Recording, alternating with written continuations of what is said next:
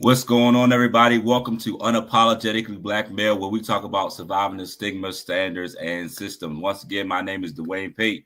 Shout out to my co-host EJ Stewart. Shout out to our sponsor J Pope and Associates. As you all know, this podcast is meant to highlight the success stories of African American men and how they got to where they are right now, and just kind of continue to provide this source of encouragement. Because this is something that we need to hear on a regular basis. We have a special guest for you today. Oh, but make sure you subscribe, hit that like button, all that good stuff. Follow us on all social media. We'll touch that a little bit at the end.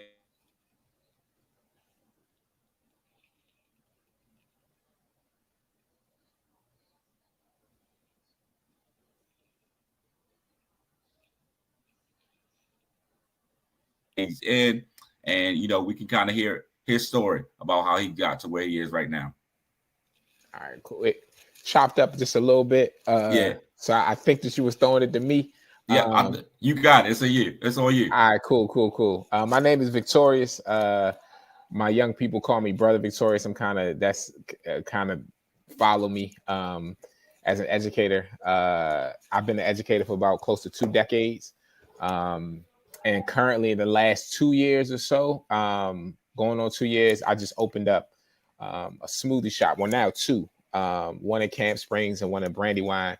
The name of the shop is called Spizzy. So I own 2 smoothie shops, and in those shops I employ my former youth that I would taught and work with in Prince George's County. So it's a celebration of our county. I'm from Prince George's County. I'm from the same place that I put my stores in, and that's pretty much been my story in my 40 years. You know what I'm saying, in my adult life. You know what I mean? Awesome. Now you say you spent over 20 years in education. Yeah.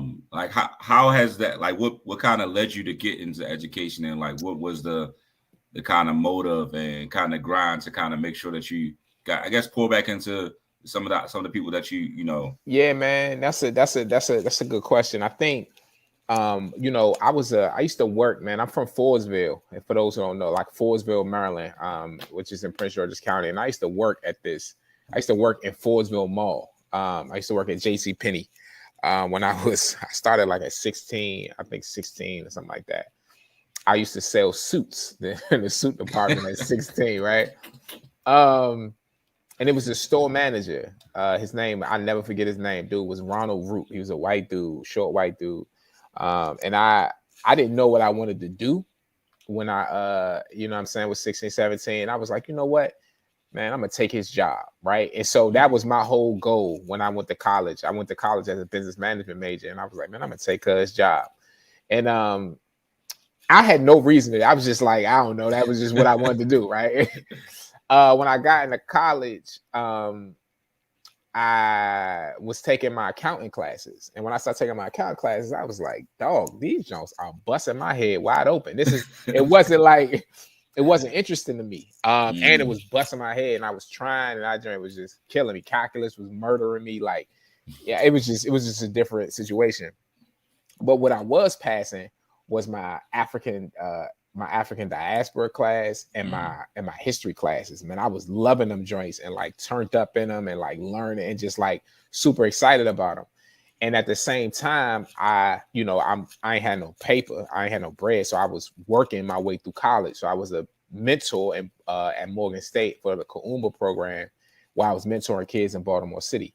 So I was loving it. I was loving like what I was doing. So I was like, I'm loving my history classes.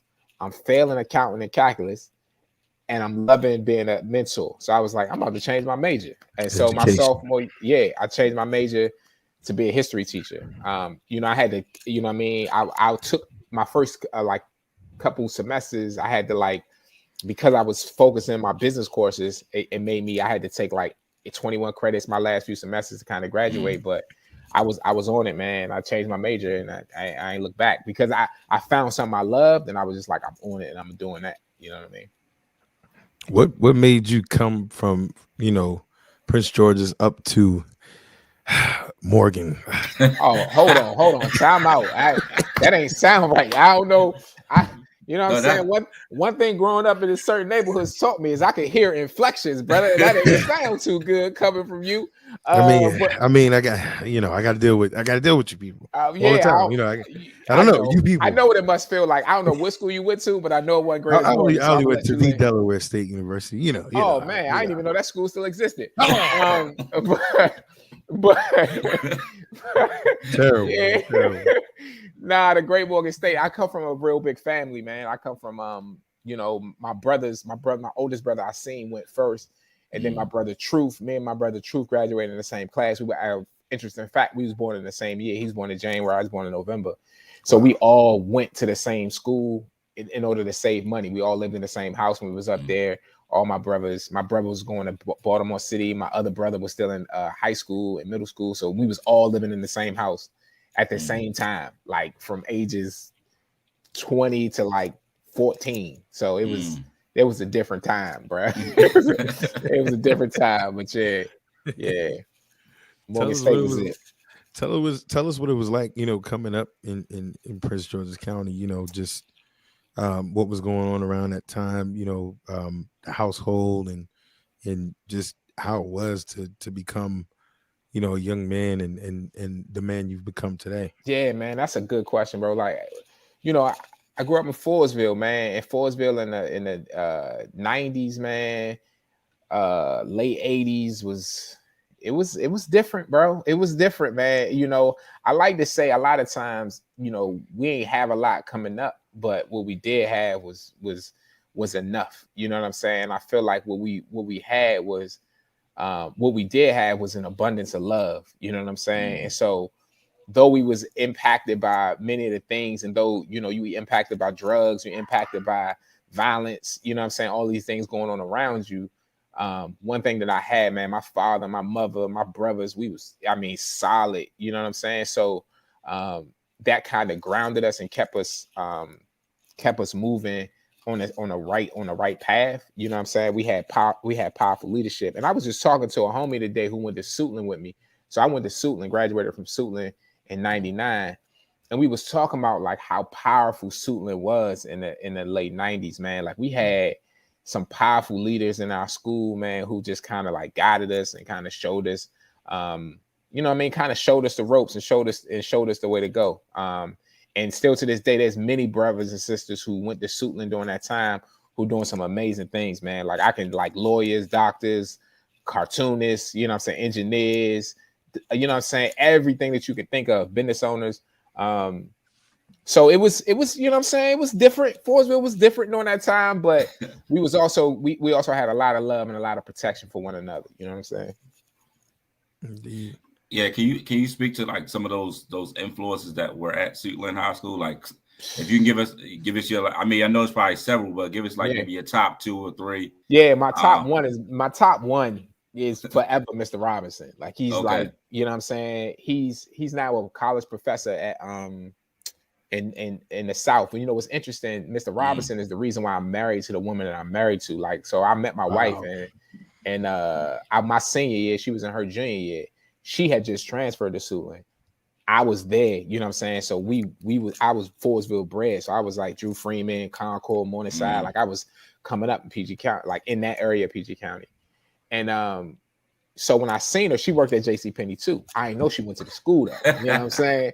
So when I seen her, I was like, oh, you went to my, you know what I'm saying? You work at my job. That's exactly what I said to her. You work at my job, like I owned the job. And I was like, I know you went here.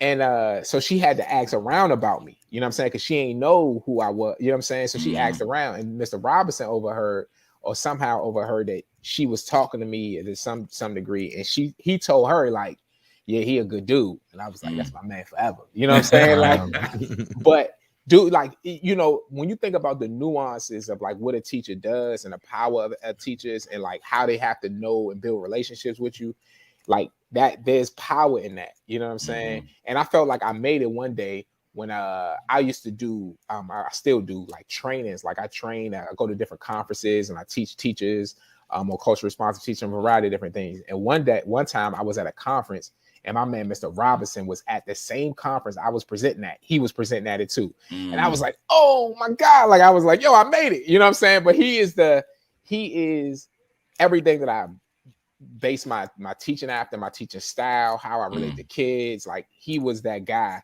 who like motivated me to kind of want to do better. And the leader was assistant. It was not this lady named Dr. Allen. And she was like, just man, she led with love, you know what I'm saying? But she also held you accountable. But man, we had so many people, man, Mr. Johnson, Mr. Edmonds led our Rites of Passage program where we went into different elementary schools and was mentor elementary school students, man. Like it was just so many things that we had access to that was grounded in love, you know what I'm saying? So it was beautiful, man. It's a beautiful time, bro. Yeah, I've heard and met many people from Suitland that just, are very proud of being from there and, having that tradition. And so that's pretty dope, man. Yeah. You were talking about how all three of your brothers and yourself were living in the household together, man. I mean, how was that growth in that experience? Bro, I don't even like it's one of those things you don't even want to remember it no more. Like that was a time, bro. Like, man, well, what we do know is I will never live with my brothers again. Like we can stamp that. We can put that in the, you know what I'm saying? Like that was we just had to survive those years. But nah, for real, like what it really did was I think that it proved how beautiful our family was, you know what I'm saying? How much trust my parents had in us. Cause you gotta like, I had a brother in middle school while we was in college, and we was responsible for making sure that he was in school, taking care of him. Like that's a different level of, responsibility, you know what I'm saying? And just leading by example. So what it did for us, we had a lot of fun in the house, a little probably like too much fun. But we also, I think, learned from the experience about how to like how to be responsible for each other, be responsible for ourselves, and get in and out of college, right? And still have fun, but you know what I'm saying, be able to manage ourselves in a way that show respect to our names and our lineage, you know what I'm saying? So, but it was a time, bro. Morgan was a good time, man. We had a good time. Yeah. I made some road trips myself. Yeah, of course you did. Of course you did. Of course you did. So in this instance, like your little brother basically came up that way to live with y'all solely for the purpose of living with y'all, and wow, that's amazing. Yeah, I know. And a lot of people don't really know that, but like we was deep, man. We was like 5 or 6 deep, man, in a 3-bedroom up off of Moravia Road, bro. Like just making it happen. You know what I'm saying? Just trying to make it happen, making sure that we was, doing everything that we needed to do to survive and thrive in Baltimore. Because we moved from Fordsville to Baltimore. And now we know Baltimore is a whole nother, you know what I'm saying, a whole nother monster you got to respect. Like you got to respect the culture in Baltimore. Like if you want to be able to survive and be able to, So it was a lot we had to learn real fast. 18 years old, just stomping in Baltimore City, thinking you know what I'm saying? So that was a whole nother thing that we had to learn and develop. You know what I'm saying? What do you think that environment, because I'm just thinking like, I couldn't imagine it, but that environment of being able to have that brotherhood, having, I'm gonna think some ways and flexibility to just literally grow together. Like, how do you think that really impacted y'all as men today? Man, it's everything, bro. Like there is no real way to, it's one of those things that you don't really know what you're doing until you get out of it. Like I didn't quite know what was happening or how we were being perceived, how people saw us, how we was moving through the campus. Because in my mind, I can't think of anybody else who I came across who had that same experience that we had. Right. And so you start to get it when you get a little further out of it. But me and my brothers, man, we like, and my sister, I have a sister too. So I always say, man, my brothers, but I got one sister and she always like, you know what I'm saying? But we, it did nothing but bring us closer. right? And be able, and for us to be able to understand, because I don't think you can move through the world as in a world of oppression by yourself, right? You got to be able to have some lineage or some people that you can rock with or connect with and bounce ideas off. I mean, we went through so many things, man. Like I remember my first year in college. My oldest brother is a beast. He's smart as all get out, right? And so my first year in college, you know, I'm 17, man, trying to make it work. I don't know what I'm doing for real. I got papers to write. I got all kinds of stuff. And so I'm 17-year-old and I'm writing my papers and I'm giving them to my brother to read and check and look at. And my brother like, nah, this garbage. Do it over. Like my brother, you know what I'm saying? So like, that's the kind of, you know, experience that you had. But it's the same time my brother who I'm talking to, like, oh, she like me, or you know what I'm saying? Like, it's the same kind of experience. So your brothers is like, my brothers were I guess the cornerstone and the backbone of me being able to survive. And I'm hoping I was able to do that the same for them, right? But we all too involved in different things. Like we all different individuals. Like I'm a completely different individual than my oldest brother or than my brother Truth, right? Or my brother Powerful, my brother Divine. Like we different, all different humans, but at the same time, we like we hold each other down in a way that I ain't necessarily see coming up. You know what I'm saying? Yeah, that's definitely dope that you had that experience and that you know that you've learned a lot, and like how, what you've learned from that. How has that helped you like with your personal family? Like, what are some things that you recognize that like, all right, this worked. I know this works. I know this doesn't work. So let me try to go this way to kind of make sure. Yeah, first things first. I only had one son. I wasn't having a whole bunch of them. I tell you that. I got one, dog. He is upstairs. I got one. You know what I'm saying? Because it's a lot, man. It's a lot. Like I knew that I also had a lot of brothers, so he would have a lot of cousins, right? So they all deep, right? Like they a mob. But I think the biggest thing is family first, man. Like family over everything. Right. But at the same time, now we all have our individual families. Like everybody got, you know what I'm saying? Like it's like I went to go see my brother the other day, my brother Truth, and I realized like he was the closest to me coming up because we were so close in age and we went through every grade together, right? And I went to sit with him. I'm like, yo, I thought to myself, I'm like, damn, I don't hang with him as much anymore because you're just so caught up in your life. You know what I'm saying? But when I do get to connect with him, it's like, oh, it's the same thing. And so the thing that we try to build and the thing that I learned from the relationship with my brothers is that love is first. That's primary. You know what I'm saying? And we always take care of each other. Even with my store, right? The other day, I had some, COVID is all over the place. So trying to manage a business and with COVID is just all over the place, right? So I ran into a jam where my staff had families had COVID and they had to like stay in quarantine, and then it was just a lot. I had to call my family, my brothers and my man to like go work in the shop, right? I was like, bro, I gotta open. I ain't got nobody. Them dudes dropped everything they needed, everything they was doing, went to the shop, worked the whole day. You know what I'm saying? Like that's what I'm like when you talk about like trying to survive and get through get through oppression. You gotta have people with you. And my brothers, and I hope to instill that same thing in my son. Like when he with his cousins and he rocking with his family, like that's first. Like your family's first before anything. Like that's first. You know what I'm saying? And that's how we move. That's how we always move. That's how we was taught to move. Like by my father, because he a different breed. Like so, you know what I'm saying? That's just what it is. You know. Hey, talk about him. Tell us about him and the lessons, because the thing that I'm gathering rather from just your experience with your brother is that communal positive brotherhood at such an early age.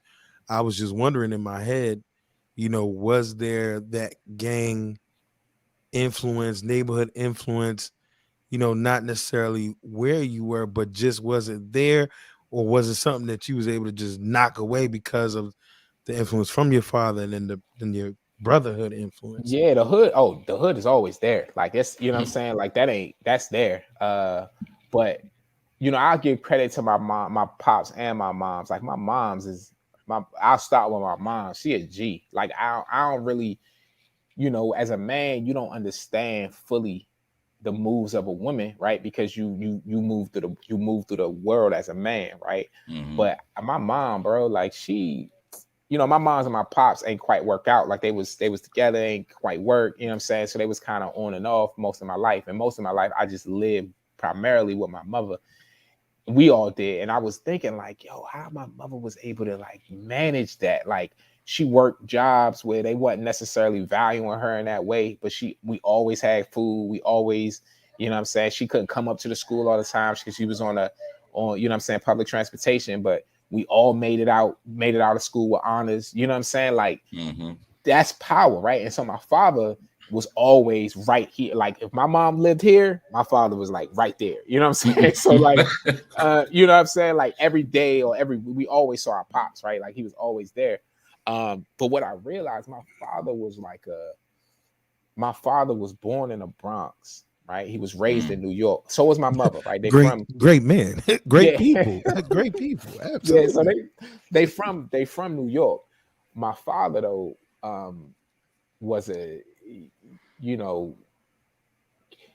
I like that. I always use the example of Nas when I think about my father, right? He's like an educated gangster. You know what I'm saying? Like he's like super powerful, smart, this like mega intelligent.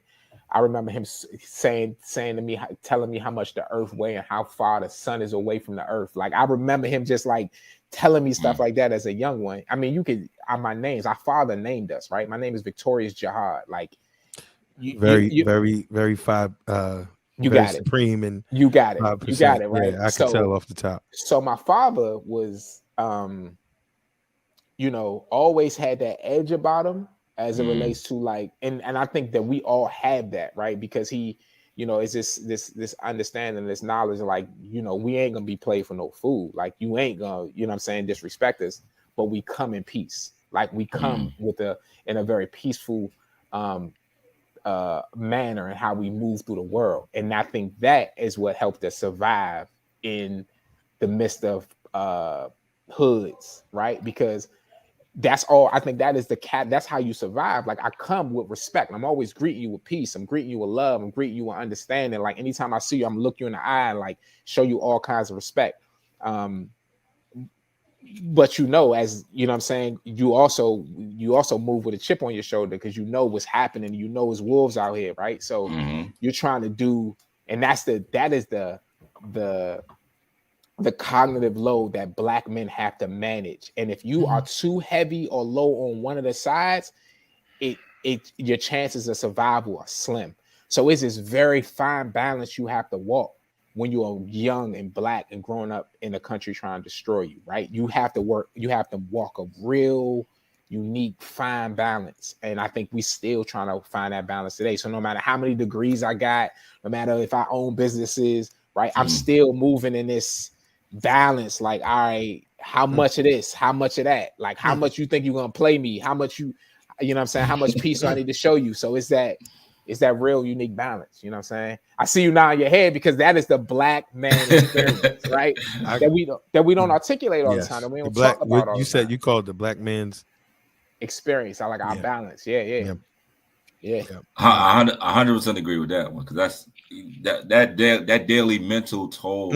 And I really don't think we talk. Of course, we don't talk about a lot because men, we're taught. We weren't always taught to be so emotionally open and vulnerable. Yeah. So when it comes to talking about like how we feel and like that kind of mental toil that we gotta, do I gotta jack somebody up today, or do I gotta come in peace and say, all right, no, I'm gonna chill because I gotta look. My son is in the back, he watching, and I can't really show him, what I can do.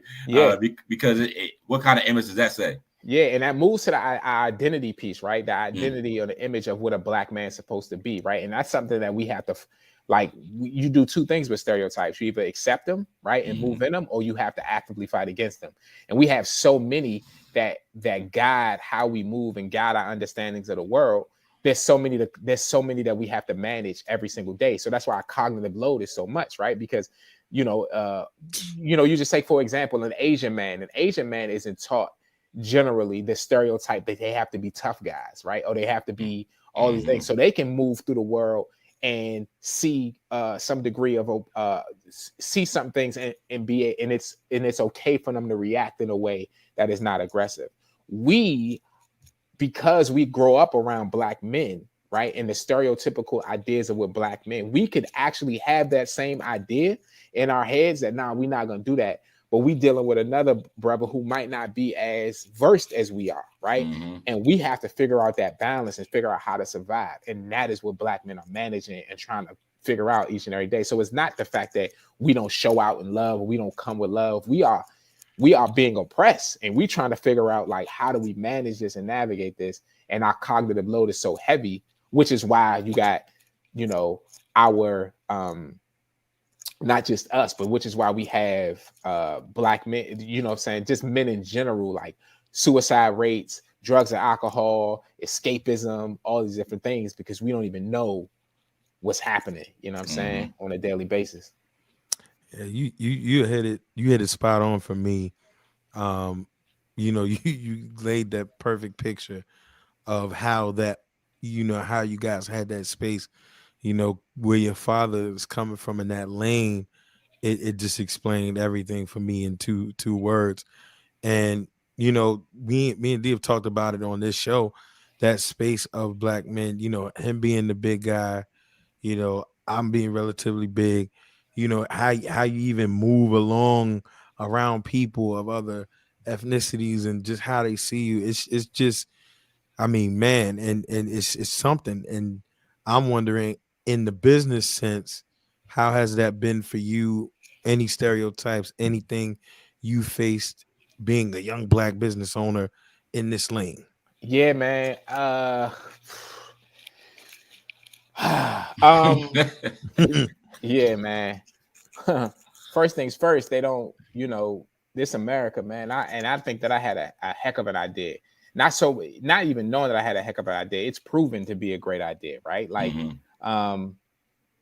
and I really feel like I was denied access to resources and opportunities because of, being a Black man. You know what I'm saying? Like I mean, I've been working for a minute to be able to create this business, right? And I would go to banks, man, with the perfect pitch, the perfect business plan, the perfect financials, what I'm saying, as it relates to like my credit score, everything, man. They just look at me like, nah, we good. You know what I'm saying? Like, so I think that is how I've been most impacted, right? With like startup money and just trying to figure these things out. So I've just had to figure it out myself. You know what I'm saying? Like just grind it out and just think of some very creative and innovative ways to kind of do it myself. When I'm in my day-to-day though, I only surround myself with my people, right? Like I surround myself with where I know where to love at, and I work with people who are similar to me. You know what I'm saying? So that is one thing about business that I knew that I always wanted to do, is that I knew that it was enough of us out here to work with the people who are like-minded. You know what I'm saying? So I try to keep them wolves from around me. You know what I'm saying? Because, with business, I realize, man, everybody is trying to get some of the money that somebody's trying to get. Everybody's trying to get something from you. And so I just try to stay away from wolves, man. Like, and that's how I try to stay sane. You know what I'm saying? Because I refuse to become what I never wanted to become. Of course, I'm a history major. I understand capitalism. I understand you're owning the means of production and people taking advantage of people, wage slavery, and all these other things, right? Like, and I don't want my business to move like that, right? I know that how people. So I have a smoothie shop. I don't want to answer the question too much, but I got a smoothie shop, right? So I don't want to. There's smoothie shops who serving garbage to our people. You know what I'm saying? They putting, that was the impetus for me starting my company, right? They'll put ice in the smoothies, and they'll put a whole rack of syrup, and then they'll say you got a 32 ounce, but like 4% of it is real fruit, and like, you know what I'm saying, 96% of it is ice and syrup. You know what I'm saying? And like, I wanted to like counter that. You know what I'm saying? I didn't want to do stuff that is killing my people, that is mismarketing and misdirecting people. You know what I'm saying? So when I think about me in this space, I am trying to redesign and recreate a space that is different and new. And I know that people aren't used to me or somebody looking like me presenting it. Right. So I battle with that daily. But to some degree, it helps too, right? Because I'm new, like if I'm talking to you about me owning the shop, right? And I'm like, come through the shop and I'm talking like this, you like, oh, bet I'm coming through. You know what I'm saying? Like, of course, you know what I'm saying? Because you feel it, you understand it. But there are other people who see me and they see me as like a threat or danger, or you know what I'm saying? So it ain't the same. You know what I mean? So it varies, but that's why I opened up my shops in Prince George's County too, because I got a better chance of, you know what I'm saying? That's A true. better chance. So now tell us about how that process was, because you said you have 2 locations now. You opened how recent did you open like the second location, and what was like the first location open? yeah, man, we opened the first location as soon as the pandemic hit, bro. Like boom, like March of 2020. That joint was like, we opened the doors. They was like, close the doors. I was like, yeah, come on, hold on. What you talking about? The pandemic hit hard. And then I just opened the second store like 2 months ago, 2.5. We just opened up the doors in November. Yeah, we opened up the doors in November. So yeah, we moving, man. We moving on it. You know what I'm saying? I saw the first store was successful, right? We started generating some revenue and some resources. And I'm not one. I don't want for anything, man. I still am a teacher. I still educate teachers, right? So that's my like job. Like I train teachers up and down the East Coast. So I don't really want for nothing. You know what I'm saying? I have a nice house. You know what I'm saying? I'm good, right? So when I saw the resources in the bank account, I was like, my thing is, I'm building it so that the youngins that I'm working with can have ownership, right? Can be managers, can eventually hopefully run their own stores. So it was just it's the next step. So all I'm trying to do is just keep all money in, Nipsey Hustle, all money in, just you know what I'm saying, and keep kind of refueling it, so that everybody can benefit from it. That's dope. Absolutely.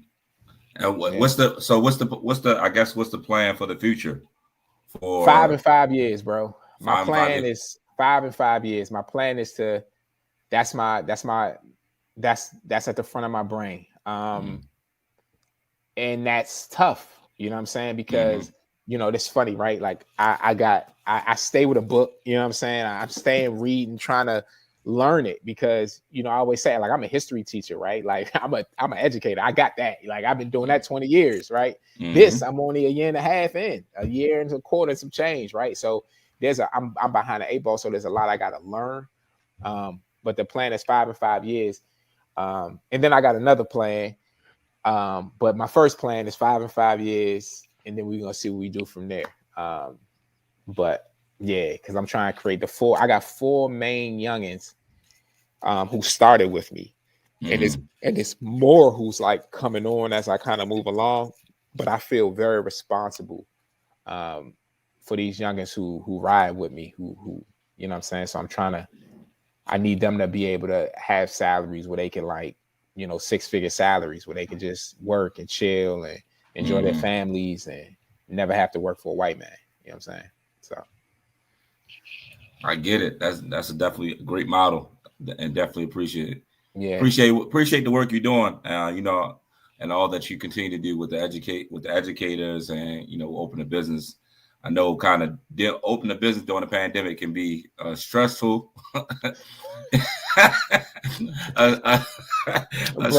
a stressful, yet rewarding in the same sense, because what it does is pour back in the community that made you.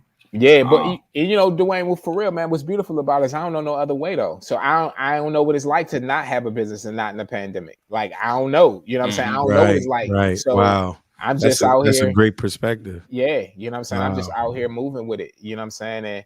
And I was mad. You know, it's funny, man. Like self-talk. Like I had a marketing meeting today because I'm trying to do some online marketing and just doing some different things. And I was walking to my car. I was like, I already made up in my mind that I'm gonna win. Like it ain't no, it's already made up. So and there's no talk like self-talk, and it just made it fill me up, man. I was smiling, talking to myself on the way to the car, like, watch this, like talking to myself. So I'm like, it ain't no, I don't care what's gonna come in front of me. I don't care if we shut down again. I don't care, like, whatever happens, like, we gonna move and we gonna do exactly what we need to do, because we've done it before. Like, and that's who I'm you know what I'm saying? I know who I know what my fabric is. I know what I'm built from. You know what I'm saying? Like, so it ain't no way I'm not gonna learn it. I'm not gonna master it, and I'm not gonna do exactly what I said I'm gonna do. You know what I'm saying? And I think that's how we gotta move through the world. We have no choice. Yeah. We literally have no choice. That's No super choice. dope, though. I never thought about that. Like, the business owners that are just starting in this pandemic have no other reference. So this is, it's going to sharpen you even more, because you don't desire the way it used to be. Like, this is what it was, and you only have to innovate from here on out. That's crazy. I never even thought about it like that. Yeah. Yeah, that's definitely dope. So, man, we definitely appreciate you for kind of taking time out of your schedule to kind of join with us and partake in this interview, and just kind of continue to put out that positivity that you're doing so well. I do want to ask, what books are you reading right now? Yeah, man. I'm reading a lot. Selfish question for himself. It really is a selfish question, because I like, one of the things on my goal for this year is to read probably like 50 to 75 books this year. Yeah. So I got a few books, man. I wish I had them all down here. I just went to Mahogany Books. I just finished Will Smith autobiography. If you haven't read that joint, it's one of the best books I've ever read in my life. I thought the ending could have been a little stronger, but it was a powerful, especially Black men, like young. That joint is great. Gotcha. I'm reading the E Myth Mastery. This is all about business, you know what I'm saying? Just, marketing and strategies, and just the understanding of just business. I'm also reading, I just got a collection of James Baldwin nonfiction, all of his nonfiction writing. That joint is about 900 pages. So I love James Baldwin. I don't know if you get, like, The Fire Next Time is a real good book by James Baldwin, but I really get into James Baldwin. I'm in a Black male book club, a Black dad's book club. I ain't been reading that book though, because I don't really like it. So I be always in the conversations trying and wing it, because they know I ain't reading. And I'm about to start rereading some, Bell Hooks just passed. So I don't know if y'all are into Bell Hooks, but a real good Bell Hooks book is Rock by Soul. And it's written directly for Black men. And the last joint I'm reading, Jason Reynolds, I'm reading what is it? It's like a kids, he writes for teenagers. So it's a graphic novel. What is the name of this joint? Man, Jason gonna kill me, dog. I forget the name of this book, but it's his newest book. Jason Reynolds is from Prince George's County too. Okay. So, but he's a New York Times bestseller, travels all over the place. He's an amazing brother. But I'm reading his book too. So those are joints that I'm kind of on right now. You know what I'm saying? And I've been training myself too. It's funny you talk about books, man, because I've gotten in a habit a little bit of, when I get up in the morning, getting on my phone instead of grabbing a book. So I'm trying to reorganize my morning routine while I'm grabbing a book. And I see the way you be working out heavy, dog. So I've been trying, like, get y'all swole a little bit, hit my Peloton up, trying to get my morning routine, because those first few hours of the day is the most critical to get your day started. You know what I'm saying? Yeah, absolutely. That's one of the things I did recently, is just kind of readjusted my personal schedule and kind of start to invest more in myself, like my morning meditation time. Like, I would just go to the gym first. Now I just kind of switched it. Like, I do my morning devotional meditation time before I go to the gym. That helps me get my day started, map out my day, and just kind of help me, be more structured. Yeah. But also give me a little flow. I like a skeleton, Yeah, that's tight. I understand it's not, I'm not going to follow it every day, but as long as I got a baseline. Yeah, that's it. My wife job been keeping me on, like, she joined this, like, and that's something that men, it's a lot of stuff. I'm sorry, bro. I don't know if you was trying to close up, but there's a lot of stuff like men don't have that, and I feel like Black women just have, bro. Like, she's in this, like, Black women exercise group, something. And she get up in the morning. She got like affirmations she says, and she gets up and exercises. They got like meetings and stuff. And she started getting up like at 6 a.m. I'm like, where you going? She's like, I'm going to work out. I'm like, well, shoot, I'm not gonna work out. You know what I'm saying? So I had to get up and, you know what I'm saying, eat a better breakfast and start reading and just start doing things that are feeding my brain. And I realized the more I do that, the more positive talk I have in my own head. You know what I'm saying? And that's important to kind of feed that, man, to feed ourselves. You know what I'm saying? That is the most important thing that we can do as Black men, is to feed ourselves good stuff. You know what I'm saying? Absolutely. Yeah. So yeah. So definitely appreciate that. Being as though you're from PG, like to end on a lighter note. Are you a fan of what they call mumbo sauce? What's that? Are you talking about? You just embarrassed. You talking about V? Hold on, you ain't from PG, Dwayne. You not from here. I'm not from PG, so yeah. No. But so who has the best mumbo sauce? That's oh my god, man! The way you said it, just me and EJ was like, oh man, come on, you know what I'm saying? The whole time, you know, I gotta plug Black business. Capital City mumbo sauce. Got the best mumbo sauce. They packaging that joint everywhere. Yeah, I'm plugging them all day. Capital City. I've seen Capital City up in here like at our supermarket. So I've seen them up in New York recently. They just got a super distribution there. I'm sites for them. You know what I'm saying? Capital City mumbo.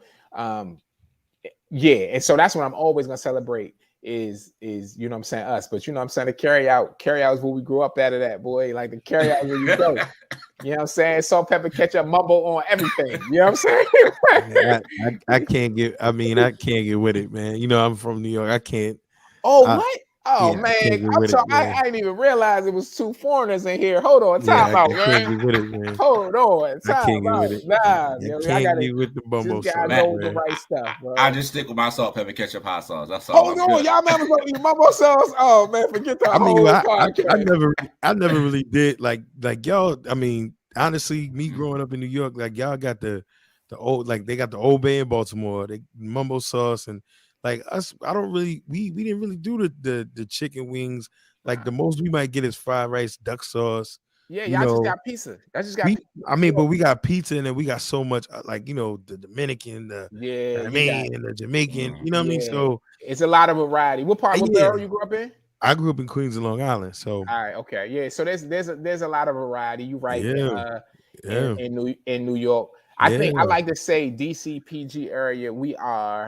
One thing that we are is very unique in our culture. You know what I'm saying? Like I remember going to Baltimore, like 45 minutes north. Like you go to Baltimore, it's a completely different culture. You go 45 minutes south, it's a completely different culture. And even in PG in DC, like PG has a very specific culture that is quite different from my homies uptown DC. You know what I'm saying? And so that is one thing that I really uptown to south.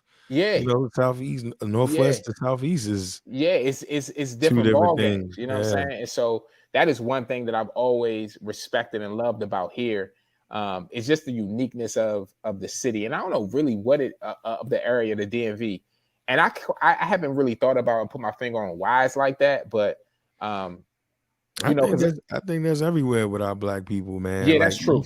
That's East true. Side, East Baltimore to West Baltimore. You're right. You know, Queens to Brooklyn. I can spot a Harlem dude 20 miles away. All you gotta do is look at the hat, bro. Just look at the hat. Something, you know what I mean? So, yeah, you know, it's our people have found a way to just create so much within what we've had. You know what I mean? And it just goes to show how much we drive this world in this nation, in the world and the nation. But I see it every day. I travel from DC to PG to Baltimore every day for work. So it's just like I'm just looking all the time. So it's, you know, it's crazy. Yeah, for sure. Man. Absolutely. Well, you know, we're gonna end on that note, man. Thanks again for just kind of sharing your story, sharing your life with us a little bit. If people want to get in contact with you, what's the best way to reach out to you? Yeah, so Bro Victorious, man. I'm Bro Victorious on Instagram, Facebook. But I think just check out Spizzy. That's probably the best way, because my social media is be private. You know what I'm saying? But check out Drink Spizzy. Drink Spizzy. I should have had that tagline. Drink Spizzy is the best way to kind of figure out, because Drink Spizzy is an extension of who I am. You know what I'm saying? So add Drink Spizzy on all of the platforms and all that. That's Spizzy.